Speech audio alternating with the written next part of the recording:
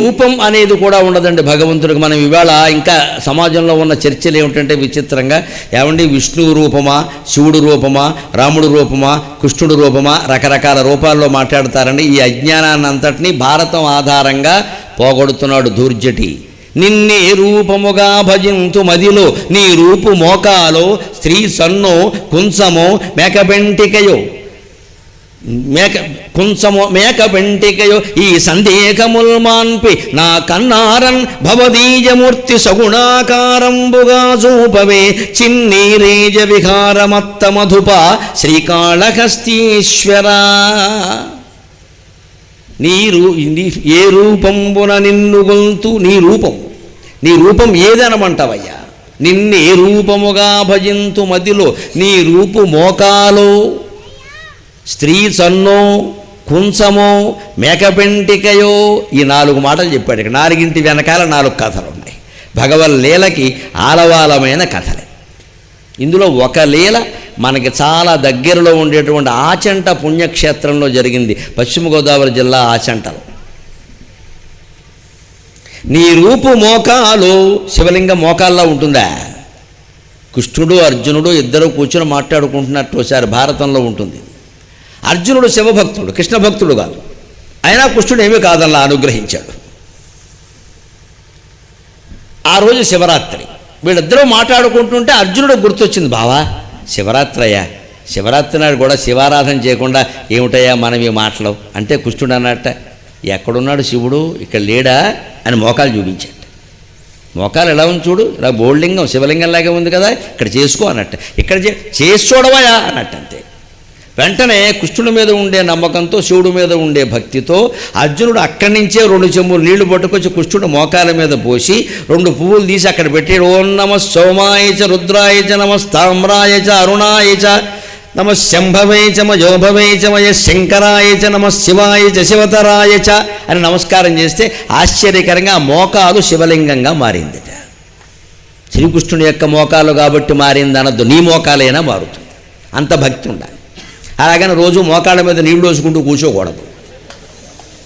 ఇది చెప్పాను కదా, నీకు ఇది మొదలెట్టకండి. అందరికీ అలా జరుగుతుందని కాదు, జరగదని కాదు, సమస్య అది కాదు. అక్కడ శివలింగం అంటే మనస్సులో స్మరించగలిగితే మోకాలు కూడా శివలింగం అవుతుందయ్యా. నువ్వు ప్రత్యేకం ఎక్కడికో వెళ్ళే దేవుడు, శివక్షేత్రం ఇక్కడ లేదు కదా, ఎక్కడికి పోతావు, దాని ఉద్దేశం అది. ఒక్కోసారి మనం క్షేత్రాలకు వెళ్ళలేకపోతాం. శివరాత్రి నాడు ఇంట్లో మంచంలో ఉంటారమ్మా, ఎక్కడికెడతారు?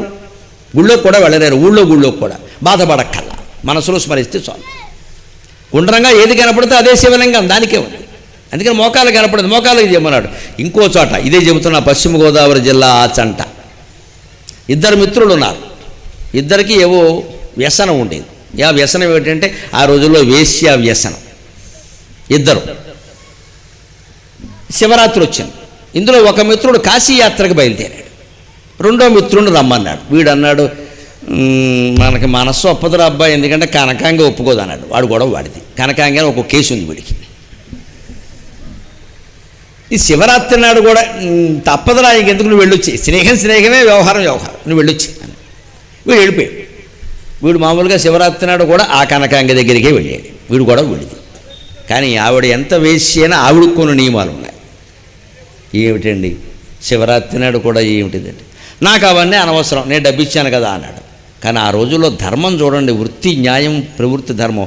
ఆవిడ విచిత్రంగానే, నిజమే కదా నేను వేశ్యని, డబ్బు ఇచ్చిన వాడికి నేను సౌఖ్యాన్ని అందించాలి, నా వృత్తి ధర్మం ఇది. ఆ వేశ్యలు కూడా ఎలా ఆలోచించేవారో చూడండి. ఇవాళ డబ్బు తీసుకుని పని చేయడానికి మనం సిగ్గుపడిపోతున్నాం, ఇంకా లంచం అడుగుతున్నామంటే వేశ్యల కంటే అన్యాయంగా ఉన్నామన్నమాట. మనం శుభ్రంగా జీతాలు తీసుకుని పని చేయడానికి శంకిస్తున్నాం, లంచాలు కూడా అడుగుతున్నామంటే వేశ్యల కంటే అన్యాయంగా ఉన్నాం. ఆ రోజుల్లో వేశ్య కూడా నాకు డబ్బు ఇచ్చాడు ఈయన, శివరాత్రిలో సంక్రాంతిలో నాకు అనవసరం, ఈయన సుఖపెట్టడం నా పూచి అని చెప్పి, నిజమేనయ్యా నువ్వు ఇచ్చావు, నేను కాదనలే, నీ ఇష్టం అని పాపం అతనికి సహకరించింది. ఆ రాత్రి 12 గంటలకి లింగోద్భవ కాలం అయిందండి. శివాలయంలో గంటలు మోగుతున్నాయి. ఓం నమ శంభవే చ మయోభవే చ నమ శంకరాయ చ మహేశ్వరాయ చ నమ శివాయ చ శివతరాయ చ నాగేంద్రహారాయ త్రిలోచనాయ భస్మాంగరాగాయ మహేశ్వరాయ నిత్యాయ శుద్ధాయ దిగంబరాయ తస్మై నకారాయ నమ శివాయ మందాకినీ శలచందన చర్చితాయ నందీశ్వర ప్రమథనాథ మహేశ్వరాయ మందారముఖ్య బహుపుష్ప సుపూజితాయ తస్మై మకారాయ నమ శివాయ తస్మై శికారాయ నమ శివాయ తస్మై వకారాయ నమ శివాయ తస్మై యకారాయ నమ శివాయ. ఈ మంత్రాలన్నీ వేశ్యవాటికలోకి వినపడుతున్నాయి. ఈ కుర్రాడు మంచం మీద కూర్చుని విన్నాడు. వాడి మనస్సులో విపరీతమైన క్షోభ.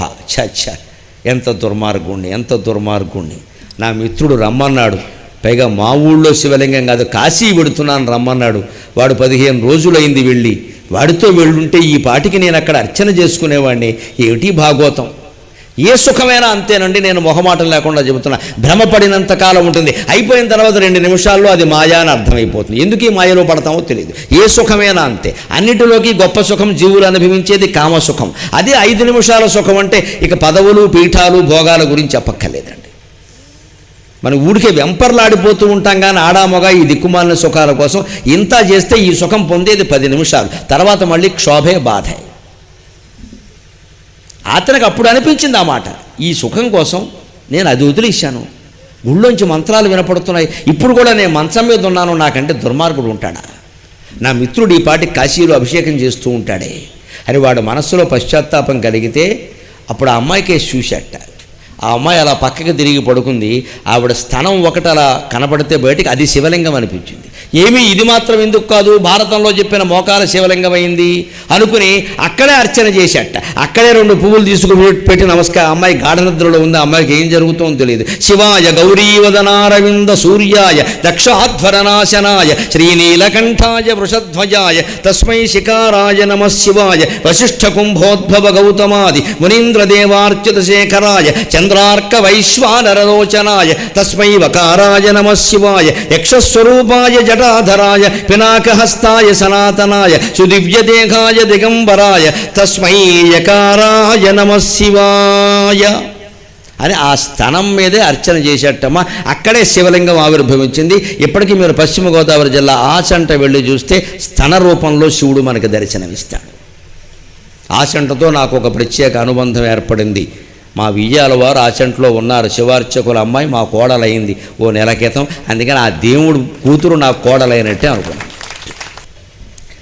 వాళ్ళ అమ్మాయి మా కోడలైంది. మనం జనవరి 30వ తేదీ వివాహం చేశాం.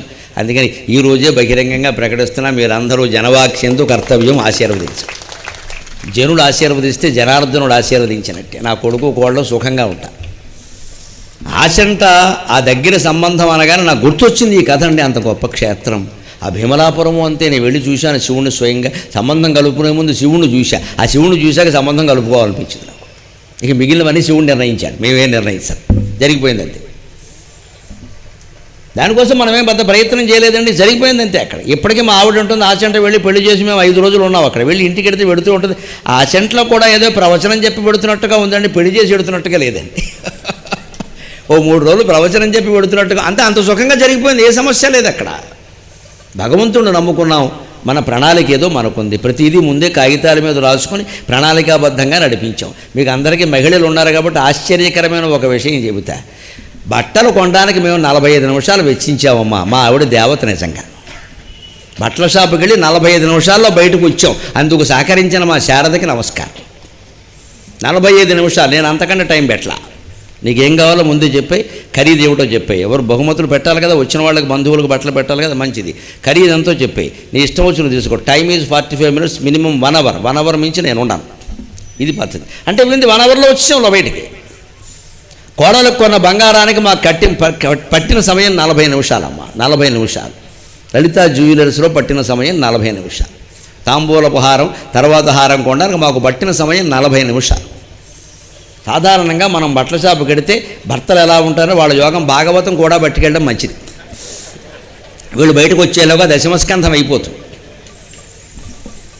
కానీ మేము ఇంట్లో పద్ధతి పెట్టుకోవడం వల్ల, ఆ ఇళ్లలో నా మాటకి విలువ ఇవ్వడం వల్ల 2 గంటల్లో 2 షాపింగ్లు అయిపోయినాయి. ఒక్కరోజే బట్టల షాపింగ్, బంగారం షాపింగ్ 2 అయిపోయినాయి.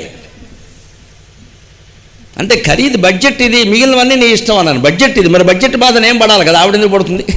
బడ్జెట్ ఇది, ఇంతకు మించి ఖర్చు పెట్టద్దు, నీ ఇష్టం. ఇక మిగిలింది నీ స్వేచ్ఛ, నువ్వు ఏదైనా కొనుక్కో, నేను వేలెట్టాను, బడ్జెట్లో నువ్వు వేలెట్టద్దు. ఇక భరించగలిగిన వాడు భర్త కదా, మరి నేను చూసుకోవాలి కదా తర్వాత వ్యవహారం. నువ్వు ₹1 పెట్టుకుంటానంటే ఎలాగా?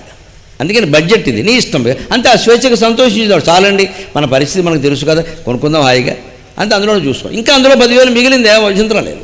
అంటే భార్యాభర్త అన్యోన్యం మాట్లాడుకోవడం పద్ధతిలో ఉంటుంది, గౌరవించి మాట్లాడడం అయిపోయింది అక్కడ. ఇలాగ అన్నీ అయిపోతే వెడుతుంటే ప్రయాణంలో అంటుంది ఆవిడ, ఆ చెంట కూడా ఏదో ప్రోగ్రామ్కి వచ్చి వెడుతున్నట్టుగా ఉందండి, పెళ్లి చేసినట్టుగా లేదండి, ఇది కూడా ఓ ప్రోగ్రామే అన్నది. ఆచంట అనగానే నాకు ఎందుకు ఒళ్ళు పులకరిస్తుంది అంటే, పక్కనుండే భీమలాపురం మా కోడలు ఊరండి, అందుకని ఆచంట క్షేత్రం అక్కడ స్థలం రూపంలో భగవంతుడు ఆవిర్భవించాడమ్మా, అంతకంటే ఏం కావాలి, ఏ రూపంలోనైనా ఉంటాడు అనడానికి. ఇంకో విచిత్రం, మేకపెంటికయో కుంచమో ఓ షావుకారు గారు ఉన్నట్ట, ఆయన దగ్గర గుమాస్తా పని చేస్తున్నట్ట, ధాన్యం షావుకారు. ఆయన కొంచెంతో రోజు 1 2 3 4 అని కొలుసు, 1 2 లాభం అంటారు, 1 లాభం 2 3 4 5 6 6 అంటాడు, 7 మళ్ళీ లెక్క అంతే కదా, కొలుస్తున్నట్ట. ఆ రోజు శివరాత్రి, షావుకారు గారు ఆయనకి సెలవు ఇయ్యలేదు, ఇవాళ మనకి ధాన్యం బేరాలు వస్తున్నాయి అబ్బాయి, నువ్వు పెడితే సాయంత్రం గుళ్ళోకి వెళ్ళు, ఉండాల్సిందే అన్నాడు. ఈ పాపం కొలుస్తున్న గుమాస్తా కనిపించింది, రోజు ఈ కొంచెం లెక్కలేరా ఆయనేమో వదలట్లేదు అని అనిపిస్తే ఆశ్చర్యకరంగా ఆ కొంచాన్ని బోర్లించిన కొంచెం శివలింగంలా ఉందమ్మా. అదే కుంచేశ్వర స్వామి క్షేత్రం, అది కూడా కుంచినపల్లిని ఉంది కుంచేశ్వర స్వామి క్షేత్రం. మన గోదావరి జిల్లాలోనే ఎక్కడో కుంచినపల్లి క్షేత్రం అంటారు. కుంచేశ్వర స్వామి కొంచెం ఆకారంలో ఉంటాడు, అంచేది కొంచెం కూడా శివరూపమే. మేక పెంటికయో ఒక గొల్లవాడు ఉన్నట్ట, మేకల్ని మేపుకుంటున్నట్ట. ఆ రోజు శివరాత్రి, యజమాని సెలవీయలేదు, అతనికి మాత్రం శివుడి గుళ్ళోకి వెళ్ళిపోయామని బాధపడుతున్నాడు. ఒక యోగి ఎదురుగా వచ్చాట, శివుడే వస్తాడు, మరొకరు ఎందుకు వస్తారు, వచ్చి ఏమయ్యా శివుడికి రూపం ఉందా, నువ్వు గుళ్ళోకే వెళ్ళాలా, వెళ్ళగలిగిన వాళ్ళు వెళతారు, దానికే ఉంది, నీ వృత్తిలో నువ్వు ఉన్నావు కదా, నీ వృత్తి ధర్మం నిర్వర్తించడం కంటే శివ పూజ వేరే ఉండదయ్యా. అందుకని ఆ మేక వేసిన పెంటికలు చూడు, ఒక్కొక్క పెంటిక ఒక్కొక్క శివలింగం కదా, అవన్నీ ఓ దగ్గర పెట్టవయ్యా, సహస్రలింగేశ్వర స్వామిని పూజించినట్టే అన్నట్ట. వాడు ఆశ్చర్యకరంగా అవన్నీ పోగేసి వాటి మీదే నీళ్లు పోసి వాటి మీదే పువ్వులు బట్టి, నేను గొల్లవాడిని, మేకలు కాచుకునేవాడిని, నాకు పవిత్రమైన శివలింగాన్ని ముట్టుకునే అర్హత కూడా ఉందో లేదో నాకు తెలియదు స్వామి, నేను నిన్ను ఇలాగే అర్చిస్తాను అంటే భగవంతుడు అక్కడే ఆ క్షేత్రంలోనే మేకపెంటికల రూపంలోనే సహస్రలింగేశ్వర స్వామిగా ఆవిర్భవించాడండి. ఇది భగవంతుడు దయ. ఇప్పుడు చెప్పండి, భగవంతుడు ఏ కులం, ఏ మతం, ఆయన స్త్రీయా పురుషుడా, ఆయనకి ఏదైనా ఆరాధన రూపం ఉందా, రాముడు గొప్ప, కృష్ణుడు గొప్ప, విష్ణువు గొప్ప, ఏం మాట్లాడతారండి?